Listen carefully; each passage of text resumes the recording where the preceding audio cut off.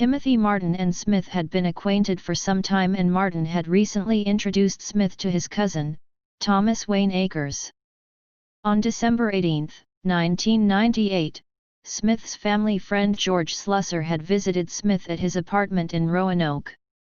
At approximately 8 p.m., Thomas Wayne and Timothy Martin arrived at Smith's apartment. Thomas and Martin told Smith that they had set him up for a blind date. The four men left the apartment and drove in Smith's car a short distance away to drop Slusser off at the home of his girlfriend. Thomas, Martin, and Smith were seen together later that evening at a Roanoke nightclub. Thomas Wayne Akers and accomplice Timothy Martin were riding in Smith's car. They stopped near field to urinate. Thomas put belt around Smith's neck, drug him from car and choked him. Thomas and Martin then took turns beating Smith with the baseball bat, which they had found in Smith's car. Smith resisted and begged the two men to stop. Thomas and Martin repeatedly bludgeoned him with an aluminum baseball bat on the side of a road. Thomas and Martin then dragged Smith to the creek, where they beat him again and abandoned him, throwing the baseball bat into the creek.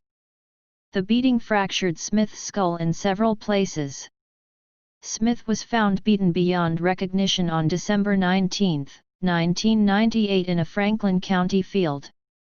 3 pools of blood saturated the ground on the shoulder of the road, where the beating began, and a clear drag mark which was saturated with blood that went down the hill toward a creek. Following the trail of blood, police discovered Smith's body, which was covered with blood and bore the unmistakable signs of a savage beating, including several wounds to the back of his head, deep cuts, hair knocked off his head, a lot of blood on his shirt and his coat, and a large pool of blood under his face. Aluminum baseball bat was found lying in the creek, partially submerged 12 to 15 feet from Smith's body. Subsequent laboratory testing established that Smith's blood was on the bat. Forensic examination of Smith's body revealed that he had been struck a minimum of 3 times in the head. As a result, Smith suffered several fractures to his skull, causing a subdural hematoma. The blows were not instantly fatal, and it would have taken minutes to hours, at least, before Smith died. In addition to the lethal wounds inflicted to his head, Smith suffered numerous defensive wounds to his hands and arms. He also had been struck several times on his back, and his neck was bruised in a manner consistent with an attempted strangulation by ligature. The ligature marks were consistent with the size and shape of a belt subsequently discovered in Smith's car. After killing Smith, Thomas and Martin returned to Smith's apartment to have a decent meal and change into Smith's clothes and take a pleasurable trip to New York. After it was discovered that Smith had been murdered, that Smith's apartment had been ransacked, and that several items of value were missing from the apartment, arrest warrants were issued for Thomas and Martin for the murder and robbery of Smith, along with a bulletin for law enforcement officers to be on the lookout for Smith's car, which had vanity plates reading Westmead. After killing Smith, the two took Smith's car and fled to Canada.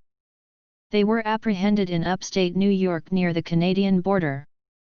On December 22, 1998, an officer with the St. Regis Mohawk Tribal Police in northern New York observed Smith's car in an area of the Mohawk Reservation near the Canadian border known for smuggling activity and illegal alien entry. Upon learning that the vehicle and its occupants were wanted in Virginia, tribal police stopped the car and took Thomas and Martin into custody. Thomas subsequently attempted to flee from a room at the police station, and when he was subdued he told the tribal police officers, "It's a good day to die." When he was arrested, Thomas had Smith's wallet. A search of Smith's car revealed numerous items from Smith's apartment, the belt used as a ligature, and a pair of black boots covered with Smith's blood. The boots were subsequently identified as belonging to Thomas. Evidence indicated that Thomas Akers' co-defendant, Timothy Dwayne Martin, sought revenge against Smith because he believed that Smith had incriminated him in an unrelated traffic offense. Thomas was arrested and confessed to the crime. He pleaded guilty and was convicted of capital murder and robbery.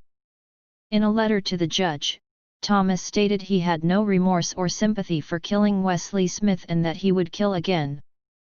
Thomas admitted that it was my full intent to kill and rob Wesley Smith after I got acquainted with him, and that he had taken approximately $200 from Smith's wallet.